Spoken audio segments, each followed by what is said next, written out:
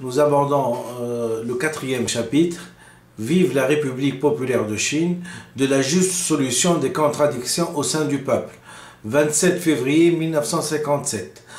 Dans les conditions actuelles de notre pays, les contradictions au sein du peuple, comprenant les contradictions au sein de la classe ouvrière, les contradictions au sein de la paysannerie, les contradictions parmi les intellectuels, les contradictions entre la classe ouvrière et la paysannerie, les contradictions qui opposent les ouvriers et les paysans aux intellectuels, les contradictions qui opposent les ouvriers et les autres travailleurs à la bourgeoisie nationale, les contradictions au sein de la bourgeoisie.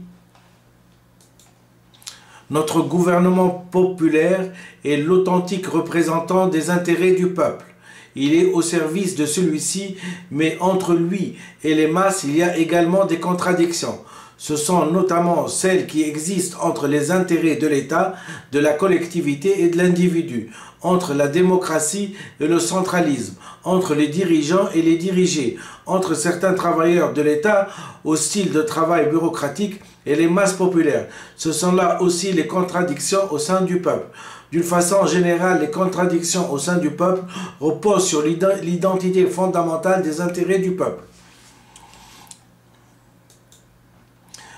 Suite de la précédente, ce qui favorise l'union du peuple de toutes les nationalités de notre pays et non ce qui provoque la division en son sein. Ce qui favorise la transformation et l'édification socialiste et non ce qui nuit à cette transformation et à cette édification. Ce qui favorise le renforcement de la dictature démocratique populaire et non ce qui sape ou affaiblit cette dictature.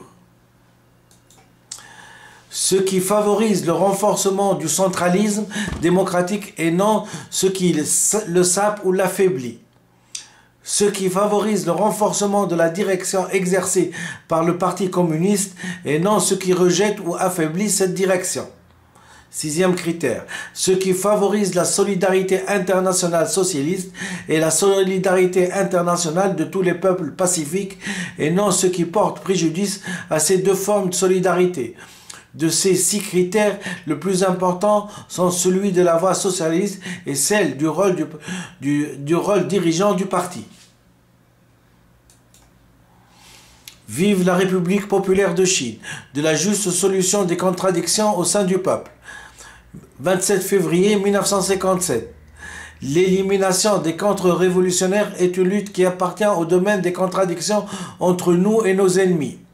Parmi le peuple, il y a des gens qui voient cette question un peu autrement. 2 catégories de gens ont des vues qui diffèrent des nôtres. Ceux qui ont des vues droitistes ne font pas la différence entre nous et nos ennemis. Ils prennent les ennemis pour nos propres gens. Ils considèrent comme des amis ceux que les larges masses considèrent comme des ennemis. Vive la République populaire de Chine. Ceux qui ont des vues gauchistes étendent tellement le champ des contradictions entre nous et nos ennemis qu'ils y font entrer certaines contradictions au sein du peuple. Ils considèrent comme des contre-révolutionnaires des personnes qui en réalité ne le sont pas. Ces 2 points de vue sont erronés. Ils ne permettent ni l'un ni l'autre de résoudre correctement la question de l'élimination des contre-révolutionnaires ni d'apprécier correctement les résultats de notre travail dans ce domaine.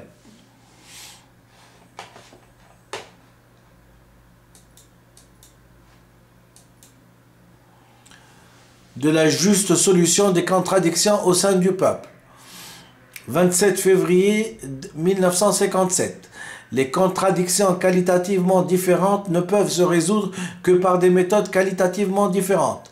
Ainsi, la contradiction entre le prolétariat et la bourgeoisie se résout par la révolution socialiste. La contradiction entre les masses populaires et le régime féodal par la révolution démocratique, la contradiction entre les colonies et l'impérialisme par la guerre révolutionnaire nationale, la contradiction entre les classes ouvrières et la paysannerie dans la société socialiste par la collectivité et le mécanisme de l'agriculture. Les contradictions au sein du Parti communiste se résolvent par la critique et l'autocritique. Les contradictions entre la société et la nature par le développement des forces productives. Résoudre les contradictions différentes par les méthodes différentes est un principe que les marxistes-léninistes doivent rigoureusement observer.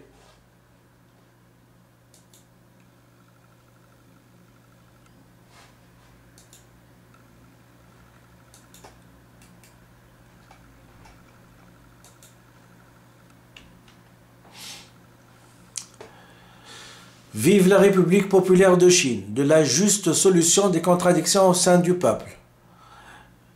27 février 1957. Les contradictions qualitativement différentes ne peuvent se résoudre que par des méthodes qualitativement différentes. Ainsi, la contradiction entre le prolétariat et la bourgeoisie se résout par la révolution socialiste.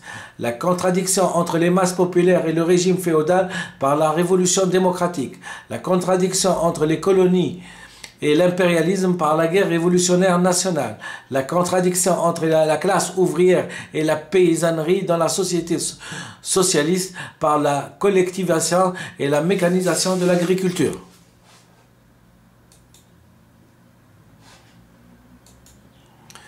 Vive la République populaire de Chine, de la contradiction, août 1937, œuvre choisie de Mao Tse-tung, tome 1.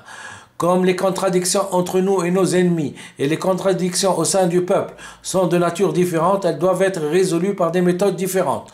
En somme, il s'agit pour le premier type de contradiction d'établir une claire distinction entre nous et nos ennemis et pour le second type entre le vrai et le faux. Vive la République populaire de Chine. Bien entendu, établir une claire distinction entre nous et nos ennemis, c'est en même temps distinguer le vrai du faux. Ainsi, par exemple, la question de savoir qui a raison et qui a tort, nous ou les forces réactionnaires intérieures et extérieures que sont les impérialismes, le féodalisme et le capital bureaucratique est également une question de distinction entre le vrai et le faux. Mais il est différent par sa nature. Des questions sur le vrai et le faux qui se posent au sein du peuple. Vive la République populaire de Chine, de la juste solution des contradictions au sein du peuple. 27 février 1957. Toute question d'ordre idéologique, toute controverse au sein du peuple ne peut être résolue que par des méthodes démocratiques, par la discussion.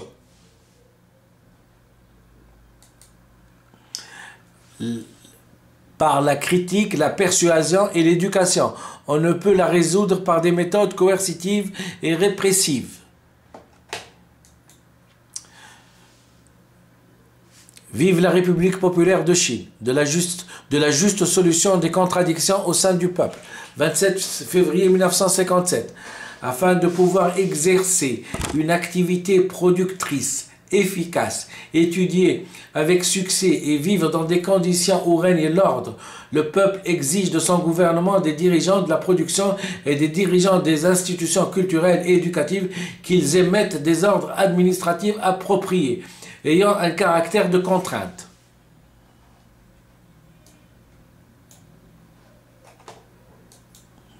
Vive la République populaire de Chine. Le bon sens indique que sans ces derniers, il serait impossible de maintenir l'ordre dans la société. Dans la solution des contradictions au sein du peuple, les ordres administratifs et les méthodes de persuasion et d'éducation se complètent mutuellement, même si les ordres administratifs émis pour maintenir l'ordre dans la société doivent être accompagnés d'un travail de persuasion et d'éducation, car le seul recours aux ordres administratifs est dans bien des cas inefficace. Vive la République populaire de Chine, de la juste solution des contradictions au sein du peuple. 27 février 1957. L'idéologie de la bourgeoisie et celle de la petite bourgeoisie trouveront sûrement à se manifester. À coup sûr, ces deux classes s'obstineront à s'affirmer par tous les moyens dans les questions politiques et idéologiques. Il est impossible qu'il en soit autrement.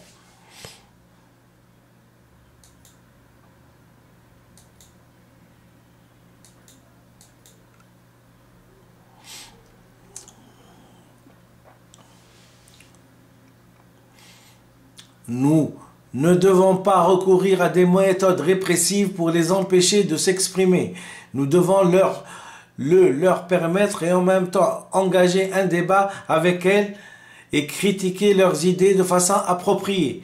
Il est hors de doute que nous devons soumettre à la critique toute espèce d'idées erronées. Certes, on aurait tort de ne pas critiquer les idées erronées et de les regarder tranquillement se répandre partout et s'emparer du marché. Toute erreur est à critiquer, toute herbe vénéneuse est à combattre, mais cette critique ne doit pas être dogmatique. Il faut écarter la méthode métaphysique et faire tout son possible pour employer la méthode dialectique. Une analyse scientifique et une argumentation pleinement convaincantes sont ici de rigueur.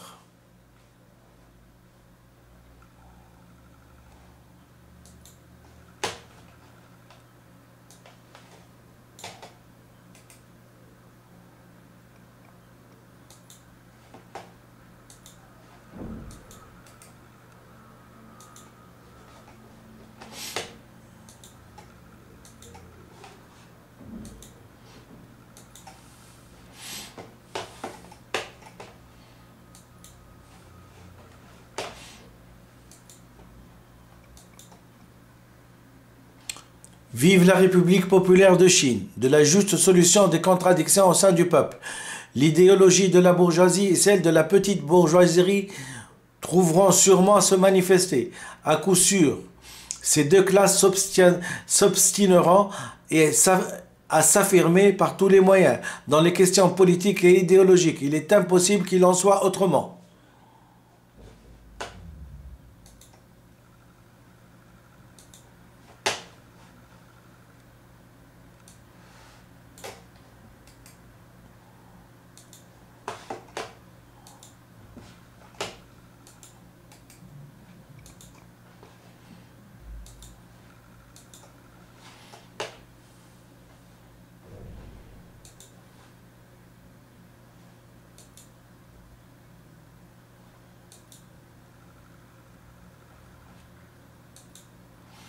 Vive la République populaire de Chine. Nous ne devons pas recourir à des méthodes de répression pour les empêcher de s'exprimer. Nous devons leur permettre et en même temps engager un débat avec elles et critiquer leurs idées de façon appropriée. Il est hors de doute que nous devons soumettre à la critique toute espèce d'idées erronées.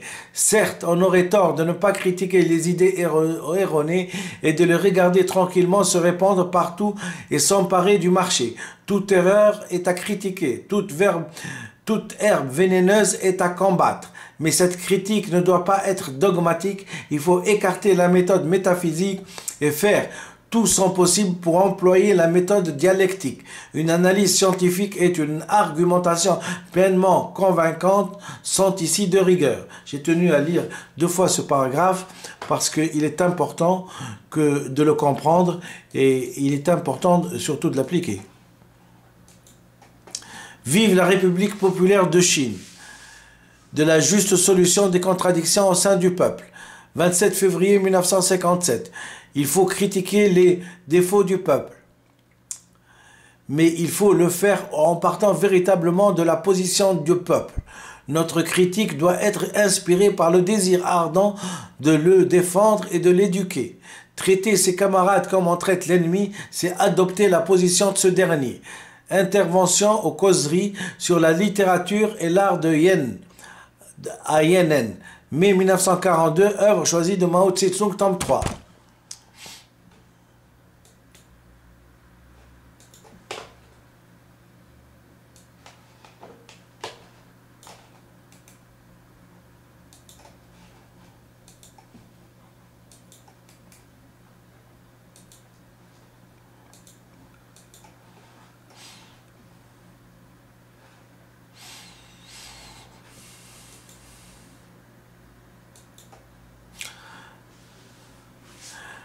Les contradictions et la lutte sont universelles, absolues, mais les méthodes pour résoudre les contradictions, c'est-à-dire les formes de lutte, varient selon le caractère de ces contradictions.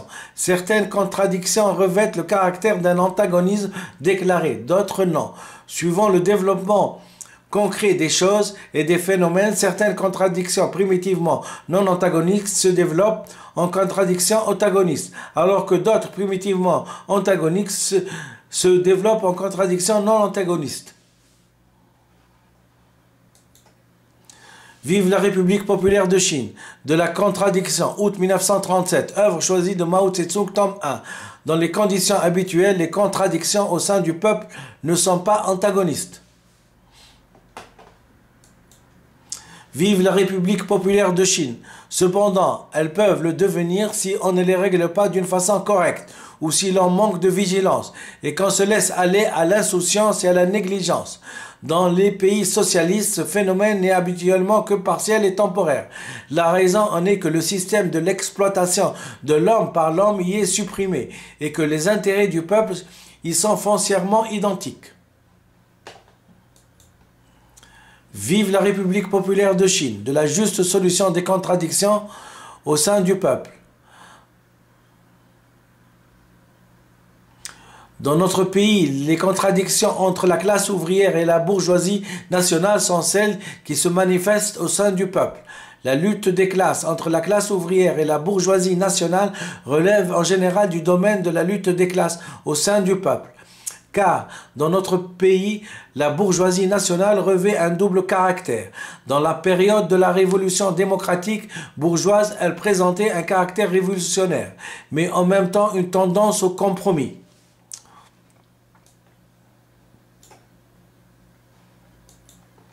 Dans la période de la révolution socialiste, elle exploite la classe ouvrière et en tire des profits. Mais en même temps, elle soutient la Constitution et se montre disposée à accepter la transformation socialiste. Elle se distingue par les impérialistes, les propriétaires fonciers et de la bourgeoisie bureaucratique. Les contradictions qui l'opposent à la classe ouvrière sont des contradictions entre exploiteurs et exploités. Elles sont certes de nature antagoniste. Vive la République populaire de Chine.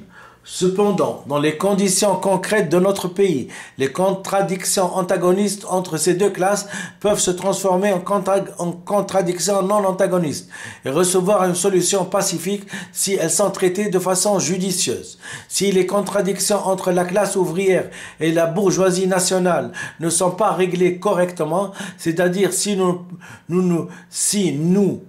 ne pratiquons pas à l'égard de celle-ci une politique d'union, de critique et d'éducation, ou si la bourgeoisie nationale n'accepte pas une telle politique, elles peuvent devenir des contradictions entre nous et nos ennemis.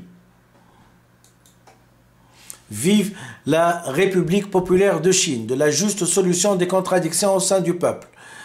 27 février 1957, 4e chapitre. Les réactions à l'intérieur d'un pays socialiste de connivence avec les impérialistes cherchent à faire aboutir leur complot en exploitant les contradictions au sein du peuple pour fomenter la division et susciter le désordre. Cette leçon des événements de Hongrie mérite notre attention. De la juste solution des contradictions au sein du peuple, 27 février 1957. Voilà, je vous remercie infiniment.